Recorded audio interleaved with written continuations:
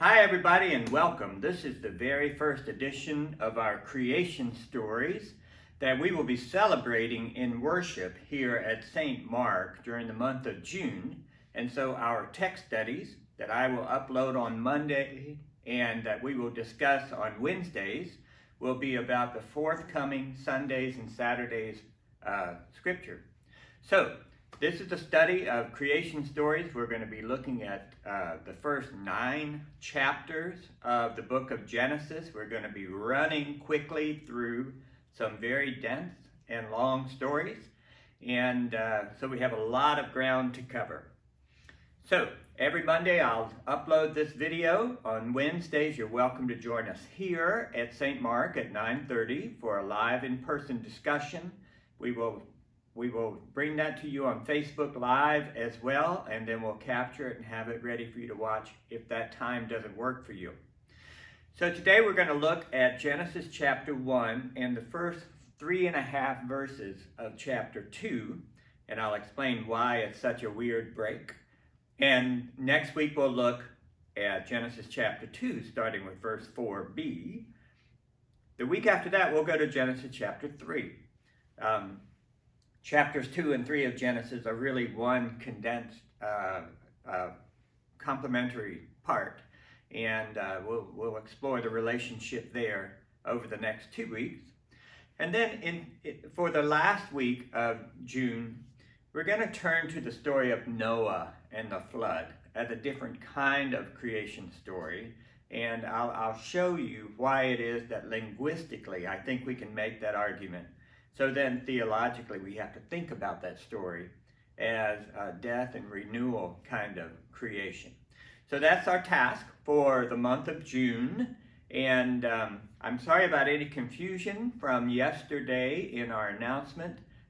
We are in fact starting now, and we will have our first discussion this Wednesday, May 31st, for the text that we'll be celebrating in worship on Saturday and Sunday in June. All right, so if you have any questions, give us a call, send us an email. We would love to hear from you. Other than that, we're going to launch right in because we have a lot of ground to cover today. All right, as we go into Genesis chapter 1, and I'm going to assume that for many of you it's a relatively familiar portion of Scripture. Certainly, certain parts of it are. And I want to look at these salient features of Genesis. First of all, we're going to see in Genesis chapter 1, this is unlike chapter 2. We're going to hear the language, God said, da-da-da-da, and it was. God said, and it was. And I want you to see the correspondence there between what God says and what is. It's a correlation between the Word of God and reality. That correlation is going to be very, very significant throughout the Scriptures. The question is, can God be trusted? If God said it, then it is, or it shall be. And it speaks to the steadfastness, the trustworthiness of God. It also points to the untrustworthiness of humankind on occasion. So we have one of the commandments that says, do not bear false witness. And the reason is that bearing false witness means that the account that you're giving, the words that you speak, are not correlated to reality. You're lying, right? And that's what bearing false witness is about. And that's why it's a really grave sin, a grave violation, because the creation of the world and the nature of God is that word and reality are synchronous, right? Or at least synchronized. And so it's a violation of that establishment when we lie, when our words and reality don't mix. So watch for this language throughout each of the 6 days of creation here. God said, and it was. And pay attention, that's a theological statement. This is how the Word of God works. The second thing that we're going to see throughout this story is that God did this, God did that, then God looked, and God saw that it was good. There's some argument over the texture of that word good, that's translated good, whether in the original Hebrew it simply means it was functional, it was satisfactory, it passed, or whether it means it was excellent, it was beautiful. So many ways that the word good can go in English, and that's true of the Hebrew word there. I've heard from different scholars different slants on how we might hear that word. But it certainly comes into play when next week we're going to see in that creation story, God saw something and said, this is not good. So this is the branding of the first creation story. God saw that it was good. So then what you probably know about the first creation story is that it covers 1 week, and there are 6 days of creation, and then there's the 7th day, the Sabbath day, in which God ceased doing all the other stuff, and God rested. And that too is going to show up in the 10 Commandments, right? Because Sabbath is not simply that God had worn God's self out and needed to take a break. Sabbath is established as part of the rhythm of creation. And so in the 10 Commandments, we have the commandment, remember the Sabbath day and keep it holy. And one of the justifications for the Sabbath day being holy is that for 6 days God created the world, and on the 7th day God rested. So this becomes a very important principle that goes beyond just the bounds of this story. My friend Bill Brown is an Old Testament professor at Columbia Seminary, a delightful person and an incredible scholar. And he's written several books about creation stories, and he writes them from his sensibilities as an environmentalist and a Hebrew scholar. And one thing Bill has said about this first story is that we should pay attention to the mathematical intricacy. As Bill puts it, Genesis 1 is a numerologist's wonderland.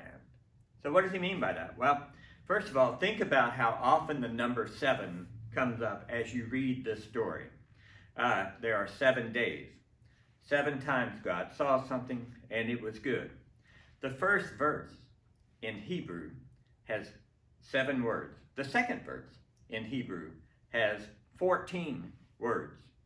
The name of God is mentioned 35 times. That's 5 times 7, right? The language of the earth or the land, the ground, is mentioned 21 times. Another integer with 7s in it, right? And in addition, there are 8 acts that God does, and there are 10 commands that God issues throughout this reading. So the first chapter is too long for us to take time for this video to read it all the way through. I would invite you to make sure that you read it on your own, and I would even encourage you to stop the video now and go back and read it. Look for the number of times that you hear the days, obviously 7. The times you hear the phrase that God saw it and it was good. Listen for the commands. Listen for how often you hear words related to the earth or the land or the ground. It depends on your translation, how that's going to show up. Listen for the references to God. Look at the brevity of the first verse. Look at the doublet of the second verse. It seems that this chapter is not simply telling a story, but it's telling a story in a particular way, a literary manifestation of something. It's more like poetry than prose in that sense, because with poetry, you might have a limerick that has certain syllables, or you might have a koan that has certain syllables, or you might have a different kind of poem that has pentameters and so forth. And with poetry, it's not simply the story that one is telling, but it's the craft of how one tells the story that makes for excellent poetry. And I mean, it can be stilted and awful too, but it can also be great. And it's amazing how the crafting of the story impacts the telling of the story, the content of the story itself. So form and content are both really, really important in this first chapter. So stop now, take a moment to read it if you haven't already, and then we're going to go to some different issues. All right, let's look at, who wrote this and when, those kinds of things. For a long time, the first 5 books of the Old Testament, called the Pentateuch, which means 5 books, for a long time, they were called the books of Moses. This was true in Jesus' time. I mean, Jesus would refer to it as Moses wrote this, Moses that. And the presumption was that Moses wrote those first 5 books, except for the end of the 5th book when Moses actually dies. He can't really write about that. And that was kind of the reigning theory for a long time. A critical approach to the scriptures that looks at the historic, at the history behind the documentation and so forth, calls that into question, and I think rightly so. And people who take the scriptures seriously began to see some things that raised a lot of questions. For example, we'll talk about the language of Elohim in our story. It's different from the language about God in the second story. So why? Why is that different? The way creation is named in this story has some differences of how it's named in the second story. Why would a single author use such different language in such close proximity to one another? And so things like that, the language, the patterns, the approach, much less the content of each of the chapters of Genesis, and especially throughout Exodus, Numbers, Leviticus, Deuteronomy, and when you add Joshua, sometimes Moses is considered the author of the Hexateuch. When you look at that, you start to see that there are patterns that don't seem to be the kinds of things one would get from a single author. And so the question is, who really wrote these books, these first 5 books of the Old Testament, if it's not Moses? Back when I was in seminary, the most prevalent way of teaching the Pentateuch was called the documentary hypothesis. And you can look up that phrase in your search engine, Google. It'll take you to Julius Wellhausen and others, and you'll read all about the history of it. The idea there was that there are at least 4 identifiable strands of literature woven together in these first 5 books. And for those of you who have heard about this, it's called J, E, P, and D, because one of the strands of writing is called the Yahwist writers. And that's because of the name that they prefer for God, Yahweh, which I'm a little weird. I feel a little weird saying that because I think it's really not meant to be said, but that's nonetheless, there you go. The E stands for the Elohist, such as the first chapter, who use the word Elohim to describe God. J-E-P, the P were the priestly writers who were attentive to all of the things regarding the temple and the practices, the liturgy, the law, and so forth. And then the D was called the Deuteronomist because the book of Deuteronomy, for example, Deuteronomy chapter 5 is a re-giving of the 10 Commandments. So what you have in Exodus 20 shows up again in Deuteronomy chapter 5. Very similar, a little bit different.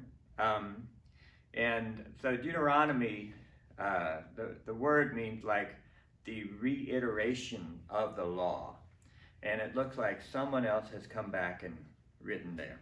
And the theory from the documentary hypothesis was, I think the stronger part of the theory was that whoever wrote Deuteronomy, or whatever group wrote Deuteronomy, then kind of wove together all of the other accounts into the first 5 books as we know it. I don't think all biblical scholars, especially Old Testament scholars, are particularly wedded to the documentary hypothesis with all the precision that it was given over the years, that there are 4 different distinct strands, here's how you identify them, yada yada. I do think the questions that led to the documentary hypothesis and the tendencies that one can see throughout the first 5 books of the Old Testament continue to be intriguing, and there do seem to be multiple hands involved in the telling and then the writing of the story, and obviously somebody at some point edited and redacted all of it together.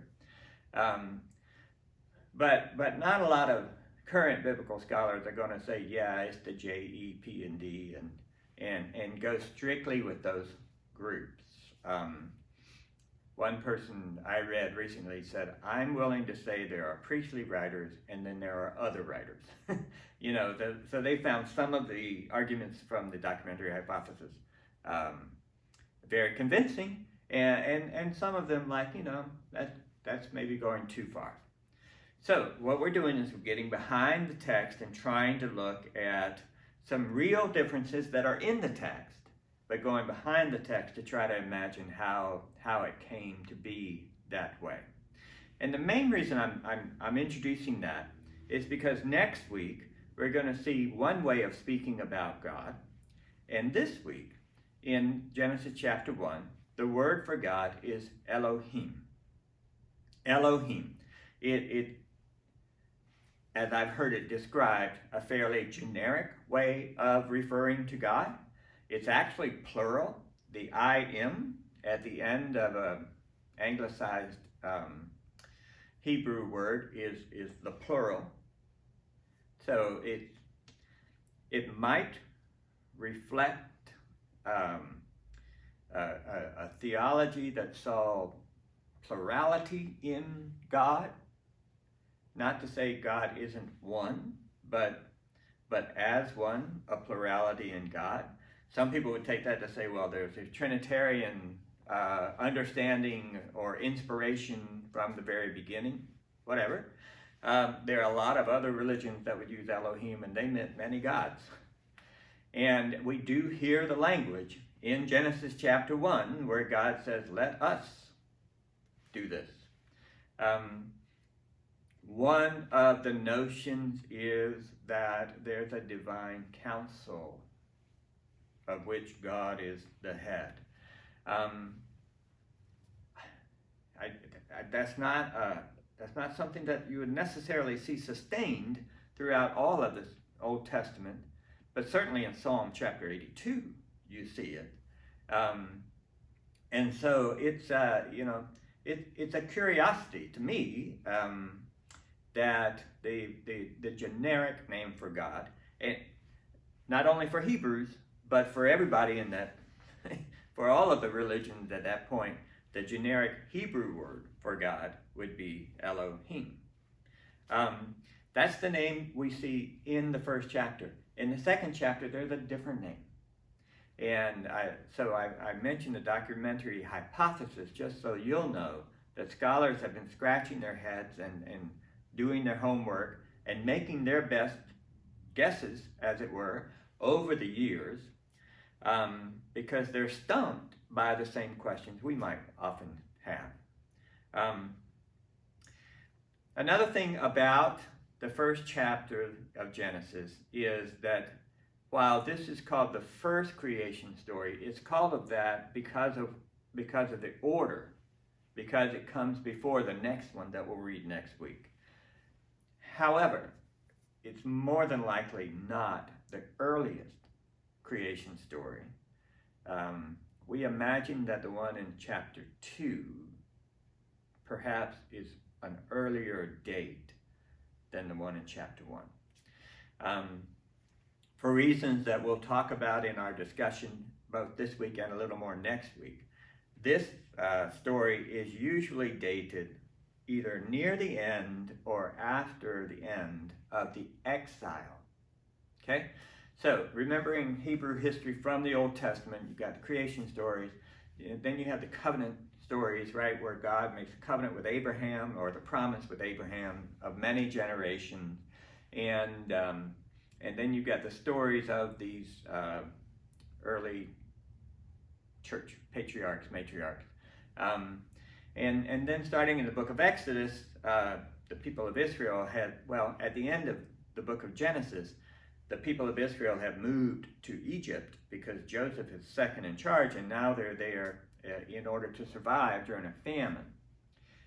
Then when this book of Exodus opens, over 400 years, they've gone from being guests to being slaves in Egypt. So you've got that great story of the Exodus, the exit, led by Moses, who leads them out of slavery in Egypt.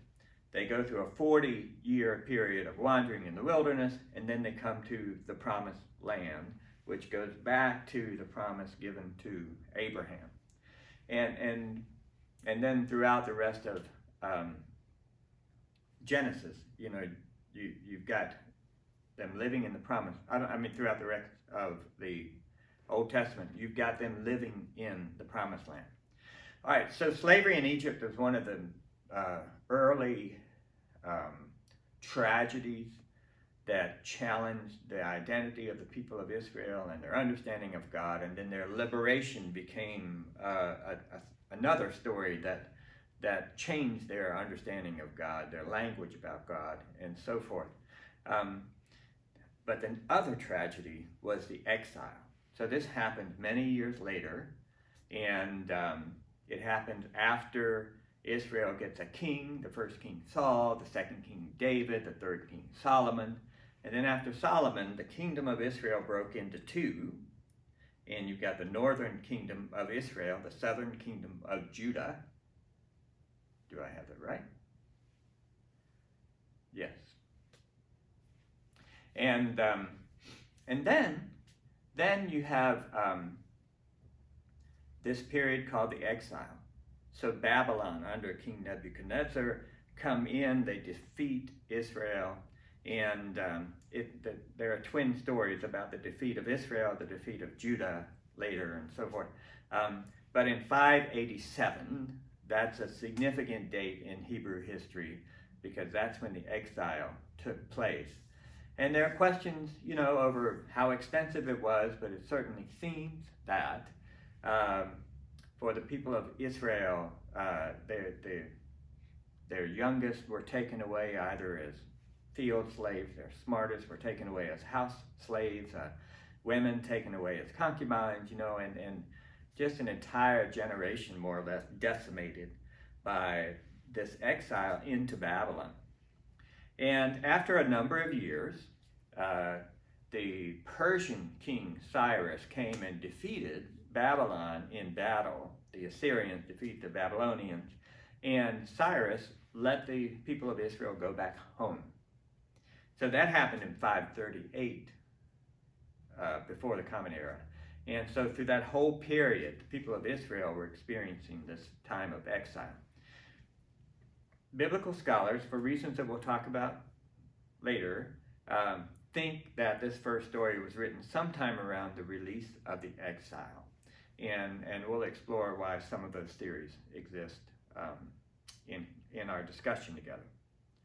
Okay, so let's look at each day. We're just going to touch and move, okay? And I want to start with what I'm calling day 0, because the King James Bible ruined the first verse of the Bible for us. You learned it, I learned it, we all learned it. In the beginning, God created the heavens and the earth, period. That's a bad translation. There is not a main verb in that. That is not a sentence, it's a dependent clause. And it should read something like, in the beginning, when God created the heavens and the earth, comma, and then move into verse 2, which says, the earth was a formless void, and darkness covered the face of the deep, while the wind of God swept over the face of the waters. That's a really mysterious thing, isn't it? So, in the King James Bible, you get this creation out of nothing. In the beginning, God created the heavens and the earth. And then it seems to kind of go back a little bit and say, and the first thing God created was this void. But if you translate it correctly, like our New Revised Standard Version does, it's not a creation out of nothing. It's a creation of order out of chaos. You have a void, you have a vacuum, we have darkness, and the Spirit of God brooding or hovering over the waters. It makes a difference how you translate that first verse. And the King James has inscribed it wrongly in our minds. So there is something that Bill Brown calls, and I think we could call it the day zero, the starting point of creation. It's not nothing, it's void and vacuum, tohu bohu, or something like that in the Hebrew. And in some respects, it means something like chaos. There's no order there. So, in day one, God creates order, and God creates light. And God called the light day, and the darkness night. So, God separated light and darkness in day one. Day two, God separated the dome from the earth. We're probably looking at a view of the world that is still kind of a flat earth assumption with a dome, okay? And that's why the language of dome happens a lot. And in that dome, there's moisture. But the moisture of the dome is a little different from the waters that are still covering the earth at this point. So the second day of creation, you got a separation of the upper and lower waters. The upper is called the sky. The lower is called the earth. And then in day three, on the earth, you have the waters being bound into certain areas, seas, rivers, lakes, and when they are, the dry ground emerges. And with the dry ground that emerges, vegetation emerges. All of that happens on day three. And then you have day four, we go back up to the dome. And up there in the dome, God establishes the two great lights, the sun to rule by day and the moon by night, and the stars, it says. And now you have a regular pattern of day and night because the sun gives us the day, the moon gives us the night. Day 5, we start to see animal life. And it starts with swimmers or swarmers, as it's often called in the translations, and flyers, right? So you've got your aquatic life and your avian life. And that's kind of interesting. And they're given a command, be fruitful and multiply. And then day 6, we start to see the creation of animals and humans. Let's pay real close attention to that. We'll give it more attention on Thursday. The animals and humans are made in the same day. And let the earth produce the creatures that creep on the earth, as well as cattle. So you got wild and domesticated animals being accounted for. Pay attention when you read that first chapter to the language that's used to describe animals. We'll talk about that in a few weeks. And then God creates humans. And humans are created in God's image. So this week in worship, we're going to really focus on what the creation of humans is all about. because on the one hand, humans are created in God's image. There's a uniqueness and a dignity to humans. On the other hand, humans are created on the same day as animals. And we're going to see that in some respects, the vegetation that is given is there to feed animals and humans. So in one moment, humans are unique, and in another moment, humans are in solidarity with animal life. That opens up a lot of great questions for us just regarding the nature of human life. We'll look more at that on Wednesday. And then I want to finish with just thinking about approaches we can take to the creation story. Number one, this is not science as we talk about science. This story is not intended, it's such a literary piece with all of the numerology and stuff I told you about. It's such a deliberate literary piece that it's not a science textbook. We may think of it as science in this respect, in that the first act of any sort of science tends to be classification, right? So you want to say a tree is not a deer. Now, to say that, you now have to define the properties that belong to a tree, the properties that belong to a deer, and then you can make that argument. But the first thing is, why are we talking about the properties of a tree? That's in order to say why a tree is not a deer or a boa constrictor or something else, right? You start to see that early classification happening here. Light is different from darkness. Let's talk about those different properties. That things happening in the dome are different than, and even the waters there are different than the waters on the earth. There are seas and there are dry lands, and they do very, very different things. There's vegetation, comes from the dry lands. Then you're going to have animals, which are different from vegetables, different from the earth itself, but related. And then you have humans, which are different from animals, but created on the same day, because there are some similarities and some connections there. So it's not science technically. You can take your theory of evolution, hold it up against the first chapter of Genesis and say, pfft. But that's only if you imagine the first chapter of Genesis is trying to offer a science in the same way that the theory of evolution is. And it's not. It's a hymn of praise. It's a literary masterpiece.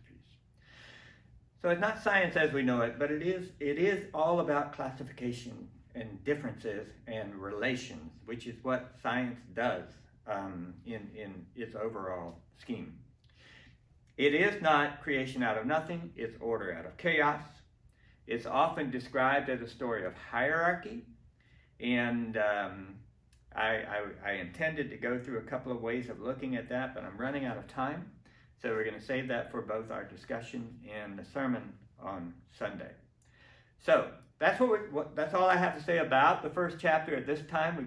I'm leaving a lot on the table to discuss, and I really do encourage you to read through that chapter a couple of times before joining us in our discussion on Wednesday. Thanks. Bye.